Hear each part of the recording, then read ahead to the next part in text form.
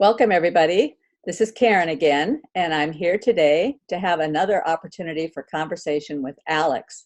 Alex is a geophysicist from Illinois. Hi, Alex. Hi, Karen. And good to be back here with you. Well, it's good to have you. And we are going to be talking about a very interesting project that Alex is working on. It's an app and a process, and it's called Co-Symbolic. And in the process of talking about that, I think that the topics that we will stumble upon will be natural language processing, AI, robotics, machine learning, and then a particular rabbit trail I'd like to go down is emergent systems and how that might connect with knowledge acquisition and even Silicon Valley startups. Nice.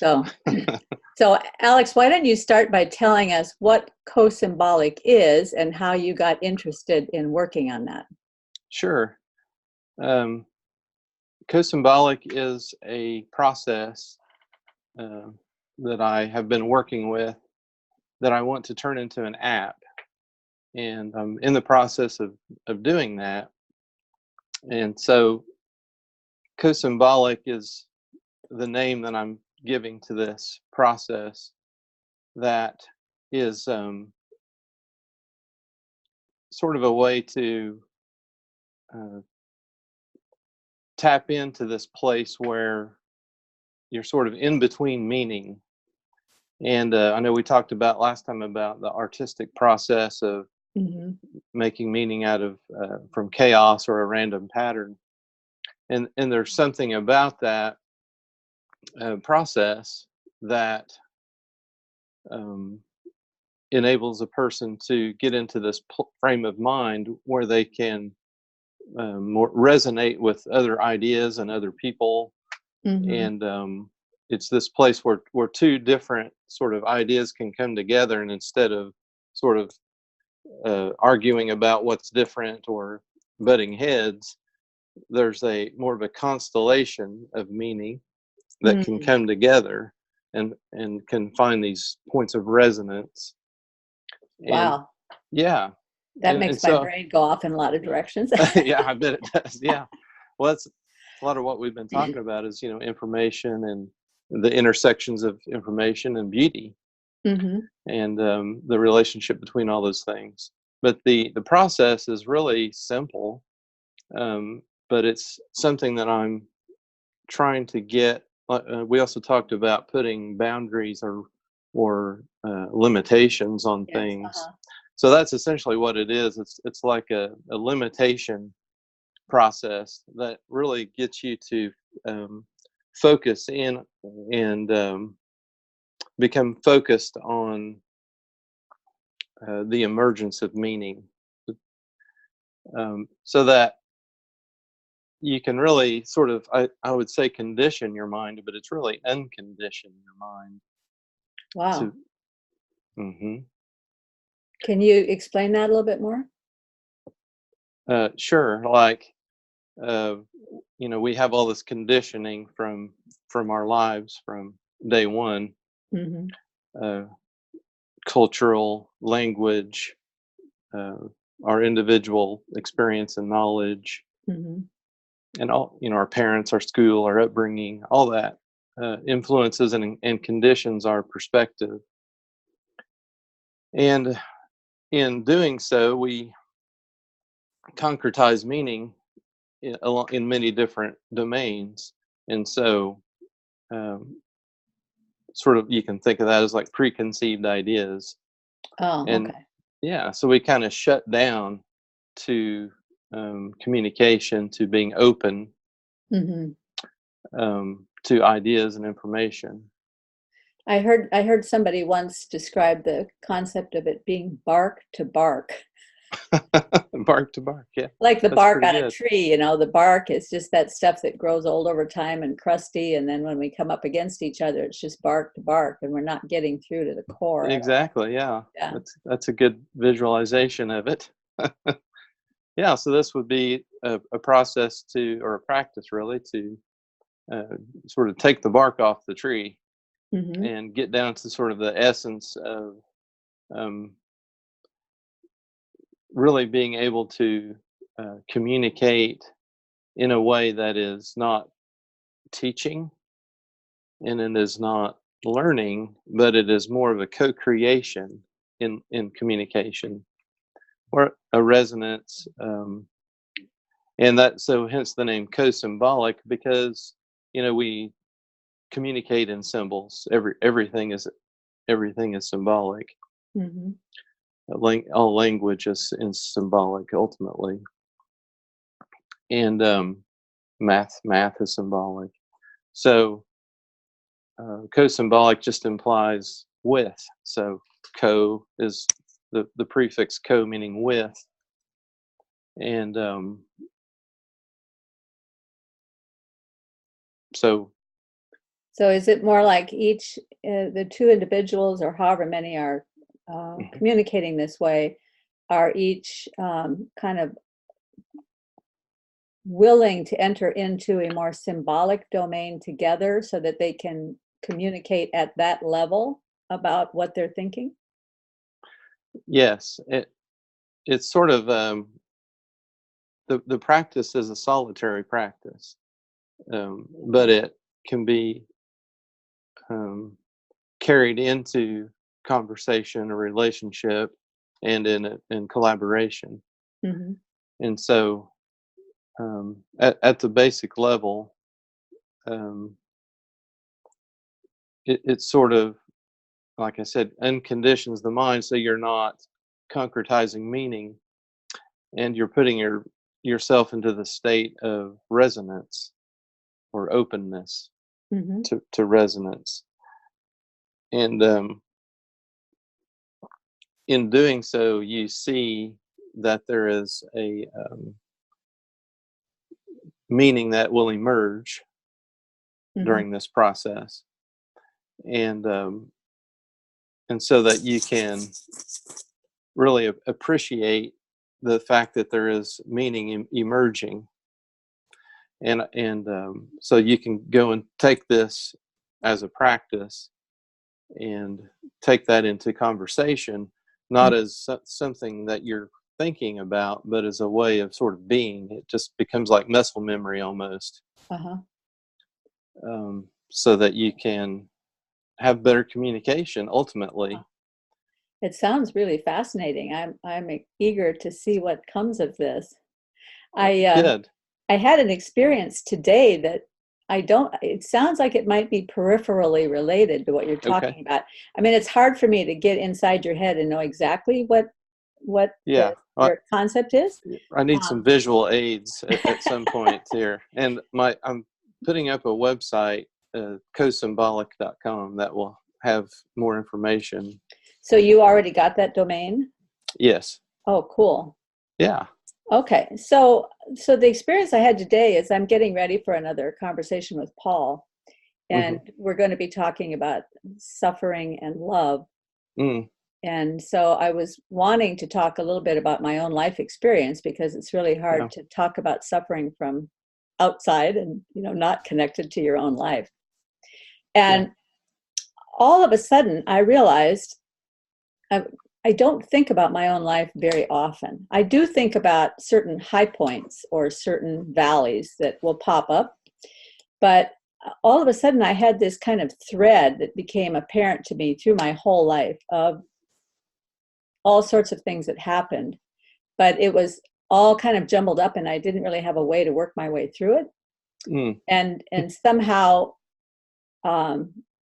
having this, knowing that I was going to be talking with Paul and taking this focus on suffering and how suffering is a very individual thing, and how we are formed through the suffering that we experience, gave me a kind of a,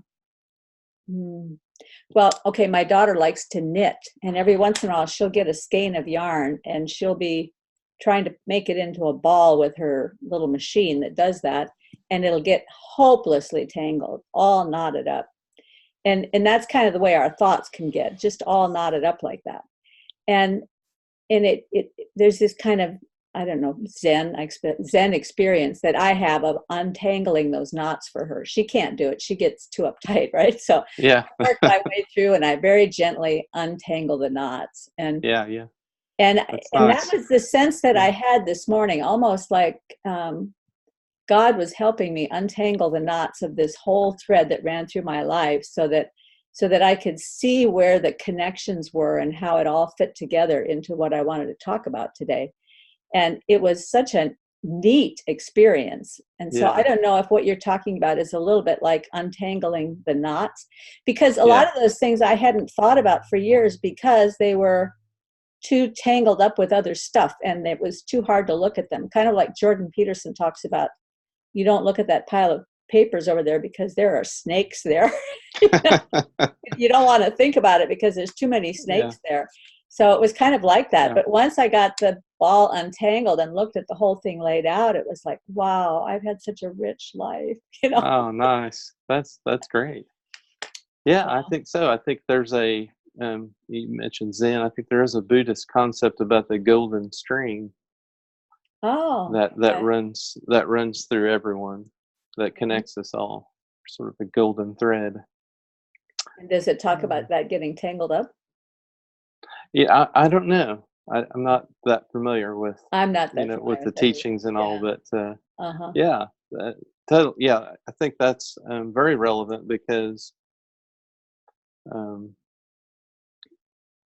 yeah, there's kind of a mess going on in there, Mm-hmm. and we're always sort of dealing with um, dealing with that mess, and also in terms of like the future and the past, and all the things from the past, like the conditioning from the past, and all the things that have happened to us Mm-hmm. are all running around in there, um, in our minds, and then all our concerns about the future are there as well. And I think there's something about sort of detangling that and coming to this place that's in the present moment Mm-hmm. that sort of helps you to see that, back off and see from a sort of a higher perspective, Mm-hmm. um,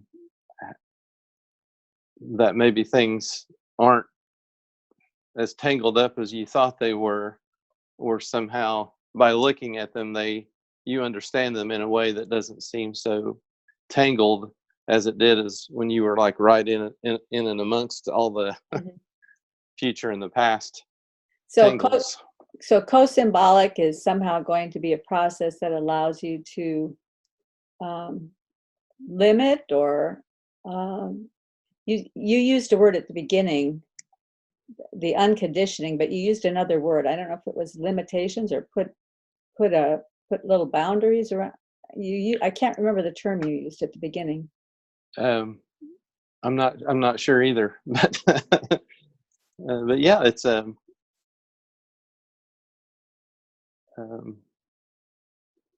when you limit the choices, and you interact in sort of this feedback way, um, it does bring you into the present moment. And there's something about that concept of detangling, um, and you can also look at it as a process of balancing, so Okay. that you have, if you look at a lot of different things, or can be looked at as polarities. um, For the non-scientific among us, hello, me. okay. Could you explain the concept of polarities? I mean, at a high level. Oh, sure. Yeah, I'll try. So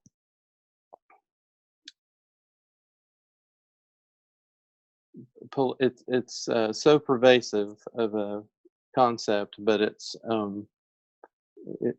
in a way that there is, it's like yin and yang, or there's what you could say is sort of extremes that are in opposite ends of a spectrum, good and evil, for example.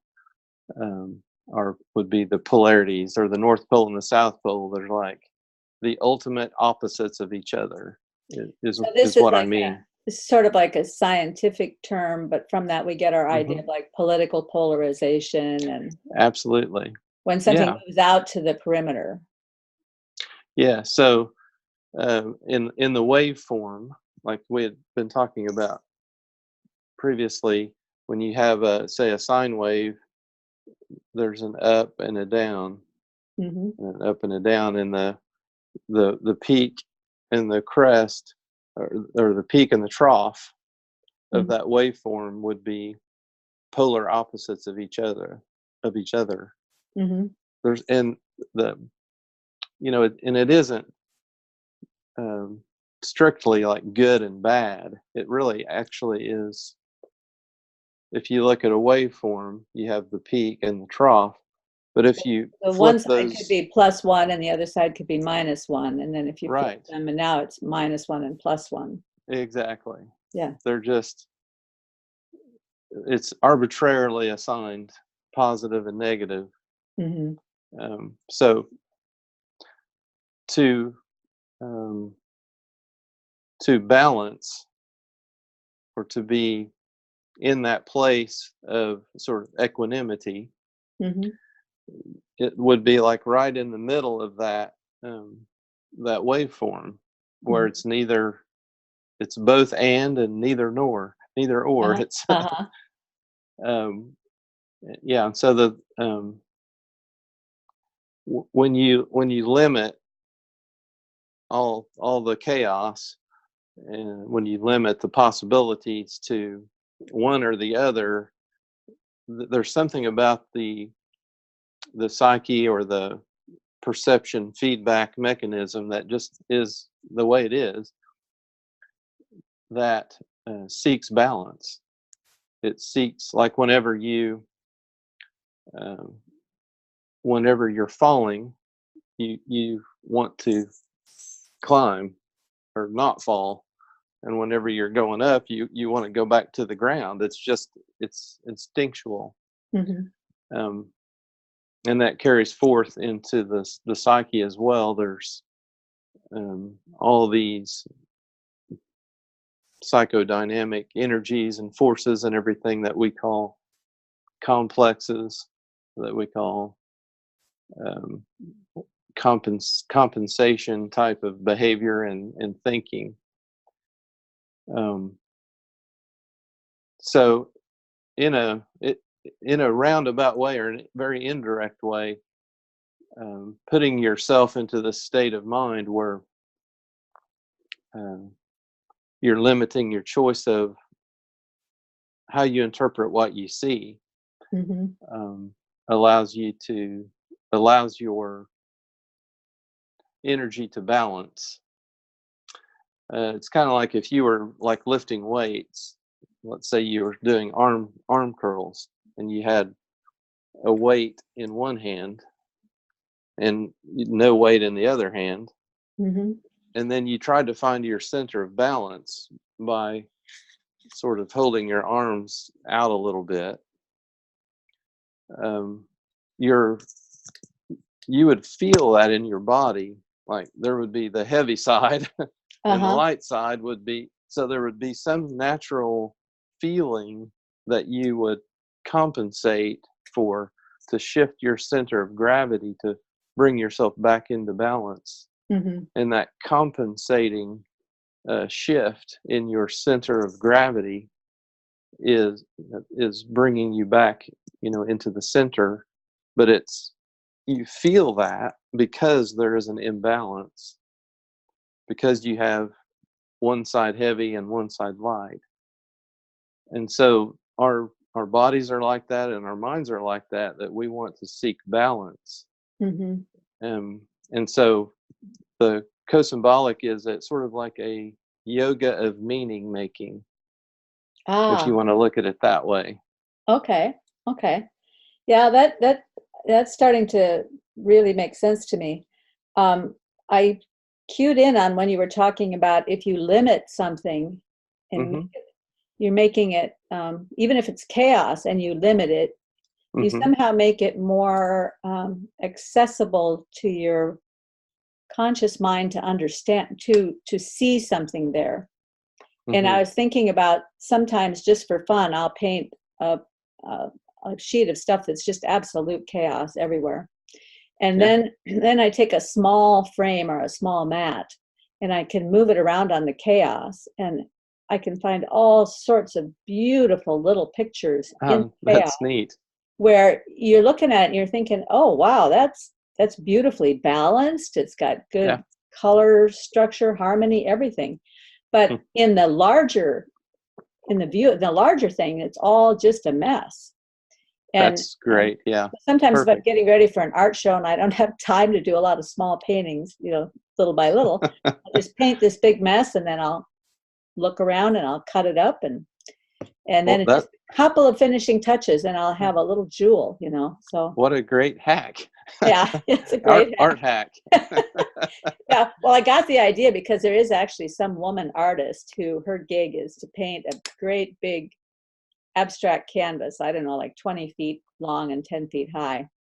And then when people come to her show, she, depending on how much they want to pay, she gives them a map the size of however much they want to pay, and they can go around and they can find the spot that they want, and she'll just cut it out, stick it in the mat, and send them on their way. Perfect.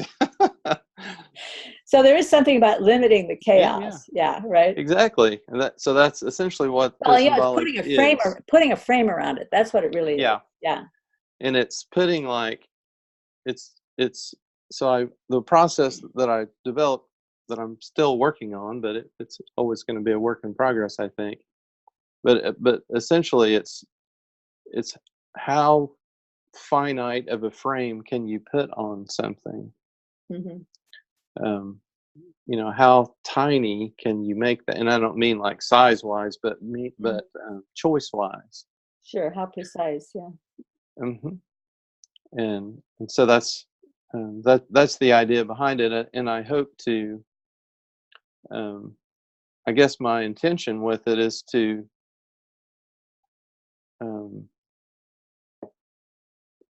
it's not just for entertainment, although it can be entertaining. It's sort of like a meditation process or meditation practice. But it's not just to relax, although it is relaxing. It's to put yourself in this frame of mind. And what I've found by doing this for a few years now is that I seem to be making myself more sensitive, I guess, in a way, to subtlety. So, like, we talked about before about stochastic resonance, and the idea that you can boost a signal by adding noise, and noise not in the sense of like audible noise, but noise in the sense of just random information. Right. You can add a random signal, random information, and boost that. But there's also a way that you can lower your awareness sort of down. Lower is not a great word, but you can make it more subtle, make it more sensitive to detection, and pick up this subtle information that you might call intuition. I like to think of it as implicit knowledge. Knowledge that sort of we all have, but we all have in individual ways that we all have access to. And so a lot of times there's so much noise going on that we can't hear it. So this co-symbolic is a way to sort of lower your perception down, or heighten your sensitivity would be another way to look at it. And to at the same time generate this noise or randomness that allows the signal to be boosted, your implicit knowledge to be boosted. So that sounds a little bit to me like something that happened to me when I first started really getting involved in art. I mean, this is not going to sound like a direct connection, but I think somewhere in there it is. Okay. Before I started painting, I really had very little interest in art at all. And I didn't start painting until I was 50. And even then, I just was painting little pictures of villages or a bouquet of flowers or something like that, little watercolors. Yeah. And here's how bad it was. We spent 3 weeks in southern France, and I never even went to a museum the whole time I was there because I just wasn't interested. And then like 5 years later, I'm like, how stupid could I be? But then I started, like a few years after that, I started taking these creativity classes where we were studying all the elements and principles of art, and I began to kind of generate my own concept of how chaos is helpful and all of that. And as that was happening, it felt like my mind and my spirit were opening up to much more complexity in every area of life. So I even became more open about what kind of music I listened to. I became interested in listening to music that had a lot of discordance and a lot of syncopation and different kinds of, even like 2 different time signatures, things that had not interested me at all before. All of a sudden, I became very interested in hearing differences and noticing differences in every area of life. Oh, yeah. Is that the kind of thing you're talking about? Oh, yeah, totally. Because exactly what I'm talking about. Because so before you didn't have an appreciation, right? Right. Of art or music, or at least maybe you had a narrow appreciation of what, much narrower, yeah. Yeah, so what art is, or what music is that is beautiful, let's say. And actually, nothing is beautiful in and of itself, but it's beautiful if it's looked at with beauty. So there's a way that you expanded your ability to see beautifully, and so you could appreciate a wider range of things.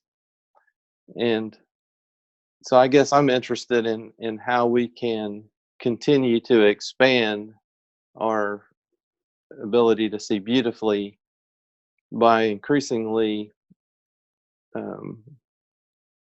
seeing how little we can find beauty in. Like, what is the pixel of beauty? The single irreducible nucleus of that thing that we call beauty. Did you happen to see that video last week or the week before? I posted, I'll try to post a link to it on here. But anyway, in this video, it was I think he was a physicist, and he was talking about information. And all of a sudden, when he started talking about information, he was describing exactly what I had been trying to tell Paul Vanderklay in my interview with him. But he did it by using a visual. And he started out by showing just a handful of little pixels that didn't make any sense at all. They were just beige and white and I don't know. It didn't make any sense. It was just these little group of pixels. Yeah.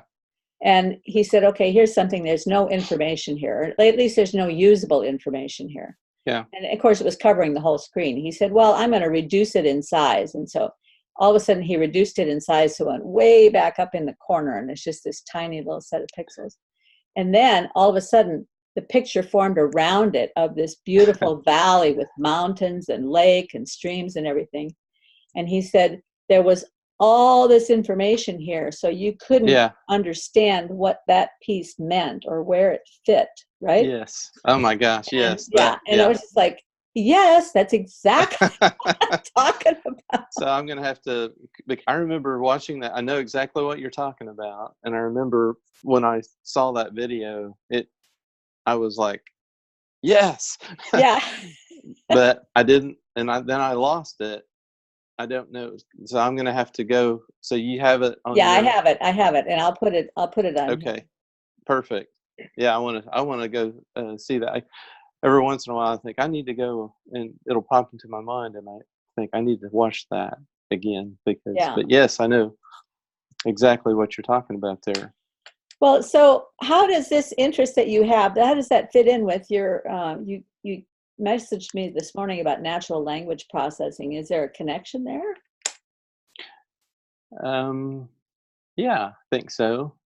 Um,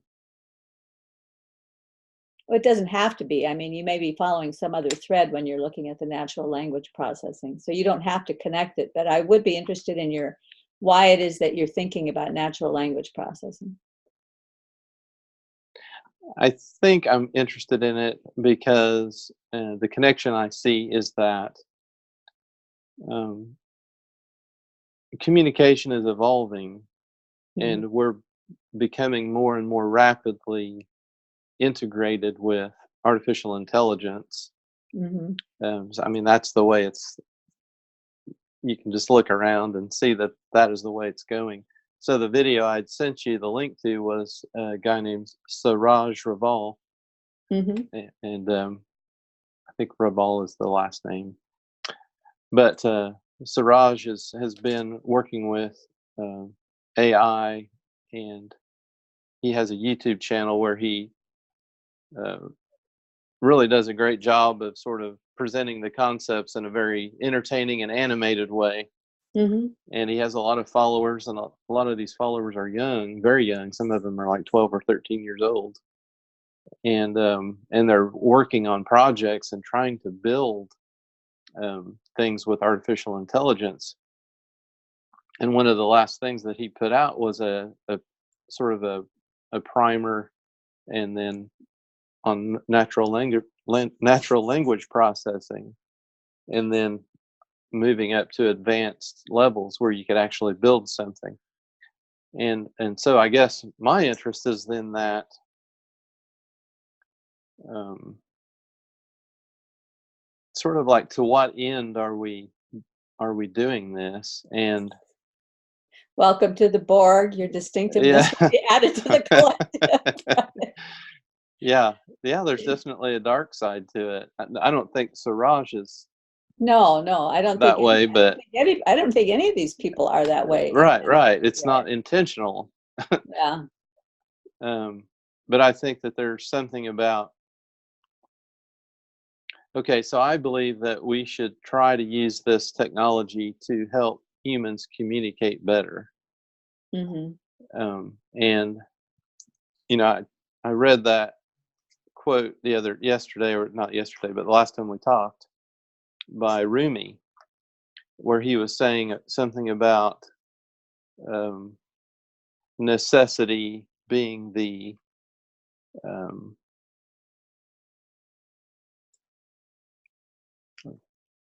I'm trying to look it up real quick, but it was something about necessity and the organs of perception. So I'm just going to paraphrase. Yeah, that's fine. So we've, for every technological advance, we sort of have a language that either precedes it or comes after that. So like before there was an arrowhead, nobody was talking about arrowheads around the campfire. Mm-hmm. But or maybe they talked about it and then there was an arrowhead. So it's like their language and link and the things that manifest the technology is related. It's Mm-hmm. chicken and the egg, which comes first. But there's something about, then we were talking about cutting stones and building um, building a wall, and then it was talking about pyramids and then bridges and aqueducts, and And now we're to this place in history where we're working with pure information, with like, our blocks aren't made of stone anymore. They're made out of information. Mm-hmm. And the things that are being built are information. And so the language that's being used is getting to the point to where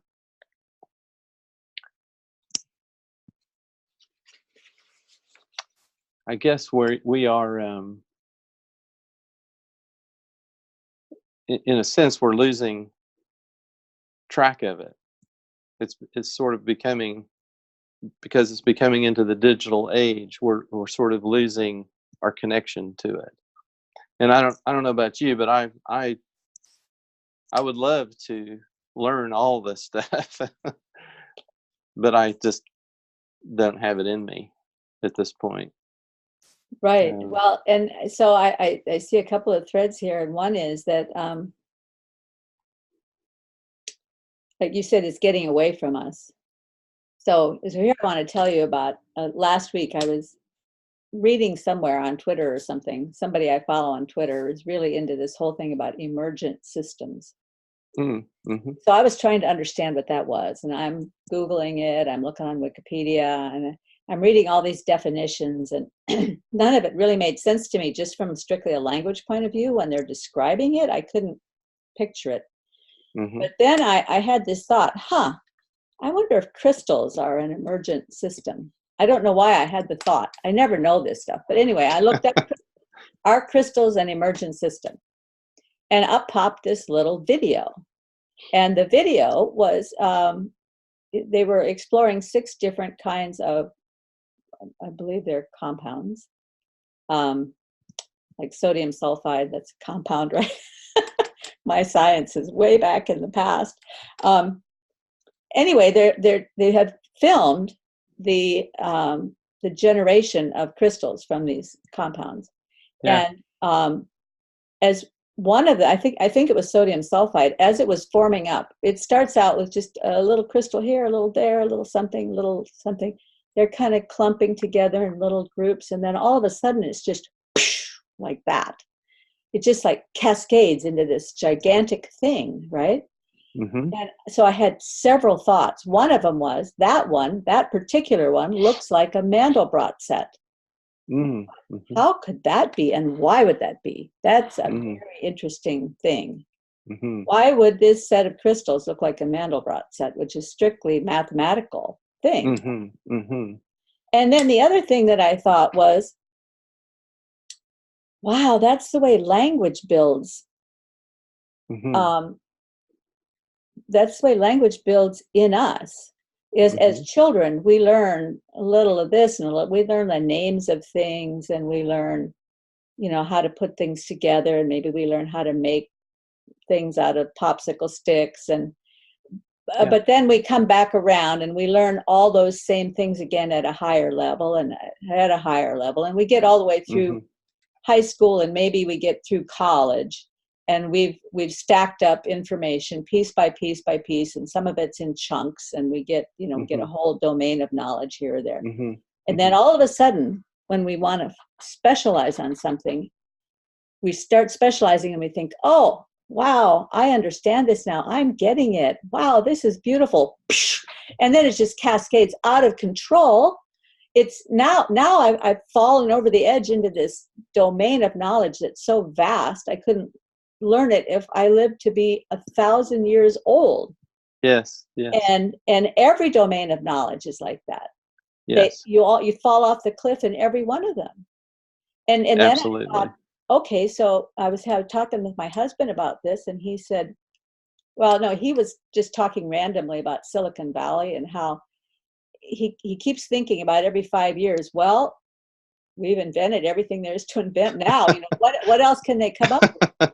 Or how fine can they parse it when they start trying to, make a bunch of stuff out of this thing or out of that thing? How far can they go? And always it'll just come to that place where you think, okay, maybe from now on it's just going to be getting incrementally better, a little bit better. And now all of a sudden, boom, out will come this whole bunch of new ideas that were not even necessary before. No one ever even thought of that stuff. But it's all it came out of this particular push in some area, just the way those crystals grow, and then it's just boom, it just goes everywhere. Like exponential growth. Yeah, and then what that made me think of, I'm sorry, there's so many connections. No.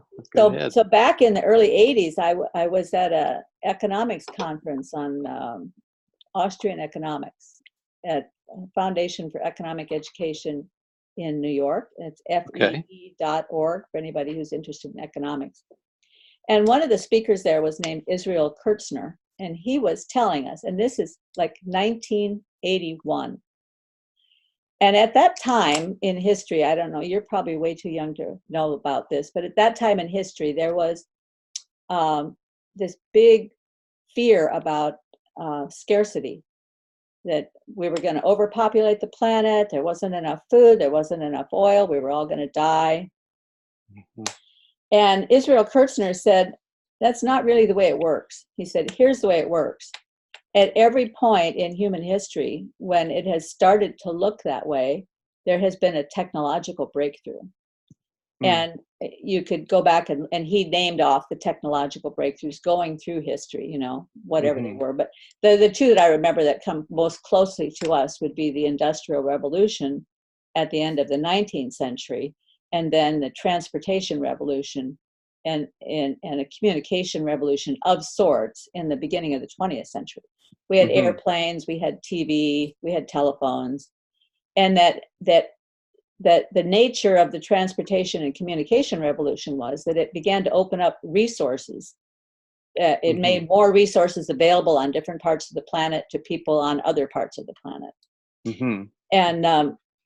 And he said, I know everybody's saying that we're in the midst of this scarcity right now and that everybody's going to die, but he said what's going to happen, and in the very near future, there's going to be another technological revolution. We don't know what it is, but it's going to happen.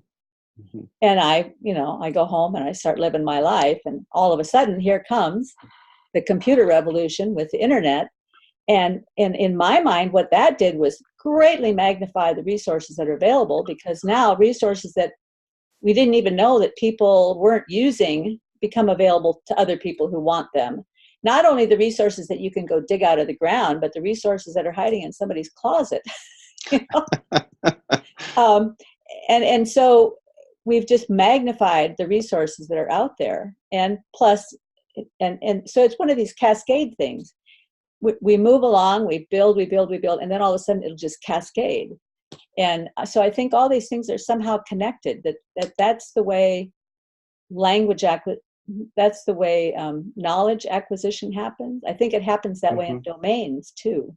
A domain of knowledge will start, people will, like physics started out and they only knew a little bit, and then they built more and more. But now all of a sudden they're down to the building blocks of the universe, and they're just, exponentiating out like crazy.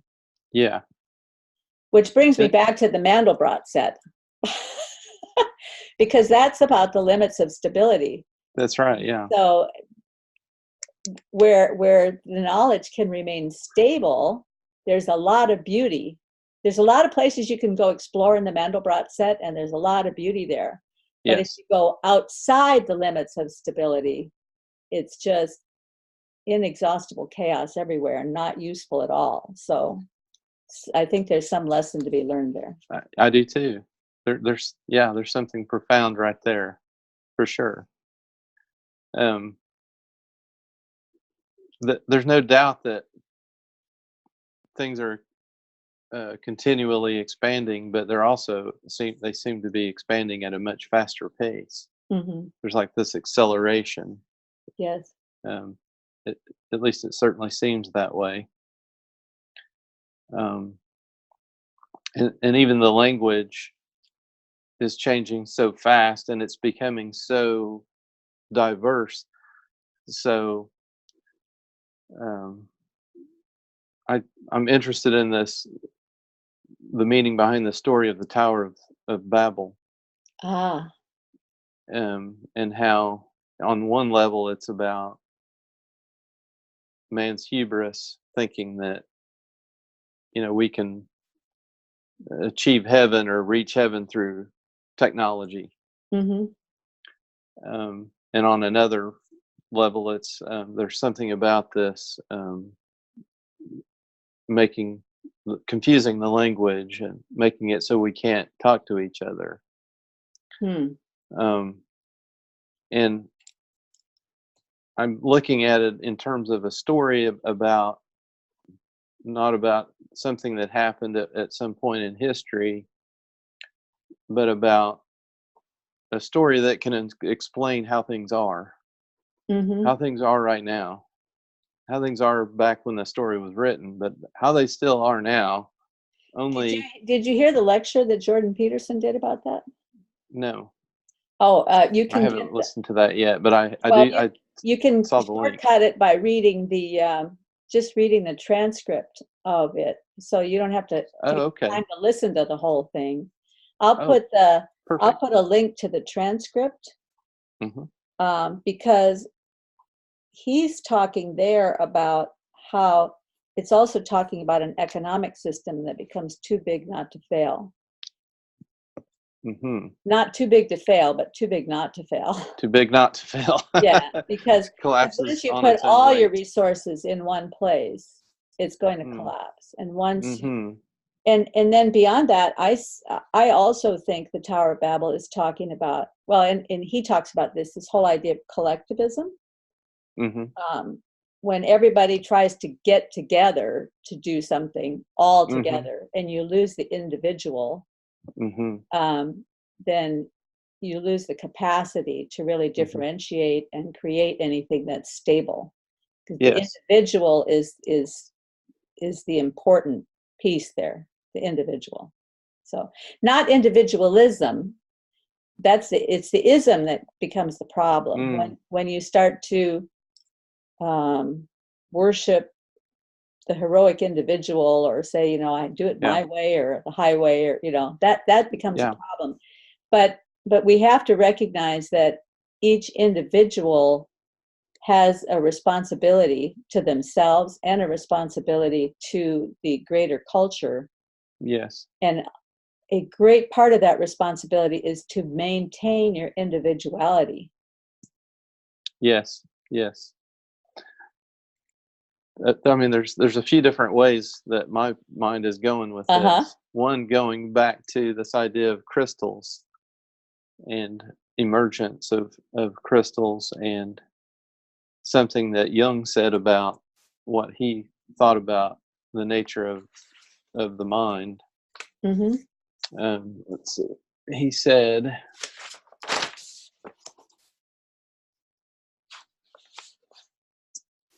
here's a Jung quote for you.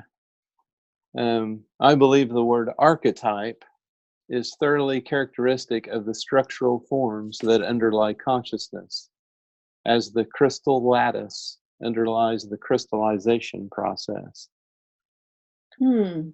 So he was thinking of these archetypal, or like kind of like in geometry, like the Platonic solids, that there were these sort of forms or structures that that nucleated or formed in the mind.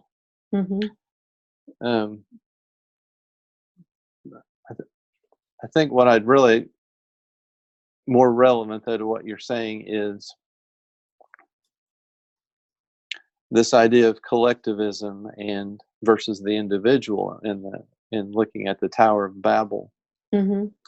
There's something like an analogy that you could look at, or a metaphor: paint versus light. I can't believe you said that, because I wrote a whole thing about that earlier this week. You did? Yes. Oh my gosh, that's crazy. Just so weird. That is so weird. So, so I'm going to say some more about it, and then we'll see if it continues to be weird. I love this stuff. So paint is physical, it's matter. Light is not matter. When paint mixes with paint, it just becomes more receiving, more receiving, take of light until it absorbs it all, and there's black. There's nothing reflected. No light is reflected from when you have all this, these colors mixing together. There's it's like there's beauty there at to some degree, and so it's not like a judgment. It's not like paint is bad because when you mix it together, it absorbs and everything. But there is a point to where there's a limitation to it. So it's like it dies at some point. It dies, and it ceases to reflect the light. But light, when light is say degraded into its component colors, and when it is recombined together, it's additive, and it forms, it becomes the wholeness of light again. Yep. So you somewhere along the lines of what you're thinking about. Well, almost perfect, except there's enough noise in there to amplify the signal just a little bit in this, and that is that because I hope we can combine together to write something together on this, because I think there's really a key thing here. One thought is infinite number of individuals are possible along the spectrum of light, because there's an infinite number of colors. So if you took infinite number of slices along the spectrum of light, each one of them could be an individual who would be completely unique. And yet when all the light recombines, it creates the wholeness and the beautifulness of light, right? Yes. But with paint, when you start combining colors, you might get some beautiful colors when you're out on the periphery of the color wheel. But the closer you get to the center, the more neutralized it becomes. And then eventually, if you mix too many colors together, you get a sludge that's completely useless to paint with. Yeah, it reflects no light, it's got no color. If you could even get to black, that would be okay, because at least if you put the sludge next to black, the black by itself will make the sludge more beautiful. Yeah. Which I think there's some message about suffering right there, right? Yes, yes. But so the way I looked at it was like paint is a man-made substance. And so when we put our hands into it and we try to make something and mix it all up together, where there's no differentiation anymore and there's no individuality, we've lost all the meaning. Yes. But when God, because light is God thing, totally God-given, God created, and so when he makes that, then there's possibility of infinite individuality and infinite wholeness. Yes. Which I think is maybe a great place to stop, because was there any last thing you wanted to say before we split for this week? Oh gosh, I really enjoyed the conversation, Karen. But yeah, I like where we left off. There's so much more to say about that. Well, could you make a few notes and make a list of what you still want to talk about, and we'll talk again next week? Sure. And in the meantime, any links that you want or any little quotes that you want, if you send them to me, I can put them on the video. Okay, perfect. Okay. I appreciate it. Thanks so much, Alex. Have a great day. Okay, thank you. Okay. You too. Bye-bye. Bye.